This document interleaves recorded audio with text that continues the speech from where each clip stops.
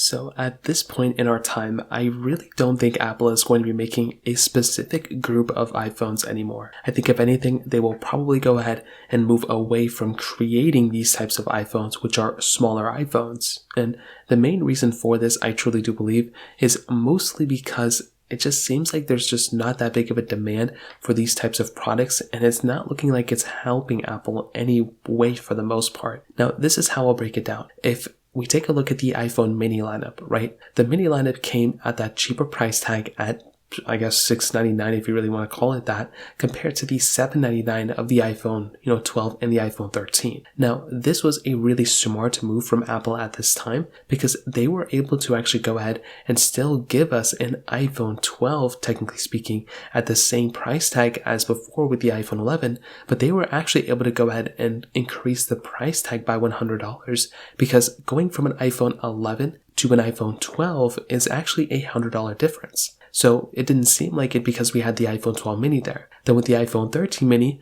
more or less the same thing, but there wasn't really that big of a demand for those products. If I'm being honest, I think the 13 mini was probably a way better phone than the 12 mini. And because of that, I guess most people already had a sour taste in their mouth with the iPhone 12 mini. So they kind of moved away, and I guess they picked up the bigger iPhones at that point. Now, nowadays, with the iPhone minis pretty much not being there anymore, I think it's safe to say that Apple is probably not going to be increasing the price tag of these iPhones anytime soon again. They may do it next year, but they're not going to be doing it with giving us a smaller iPhone there. So it's just not that much of a demand, and the main reason they did it, I think, in the first place was to increase the $100, by the previous model to the next model. Now, the other thing that you have to think about is the other end of the spectrum, which is the iPhone SE. The iPhone SE 3 is a 4.7-inch iPhone, and it's technically a smaller iPhone for sure, but from all the rumors that we've been getting and from everything that we can kind of suggest as of this point, that is also not looking like Apple's going to be creating a specific small iPhone there either. With all the reports and rumors that have been coming out,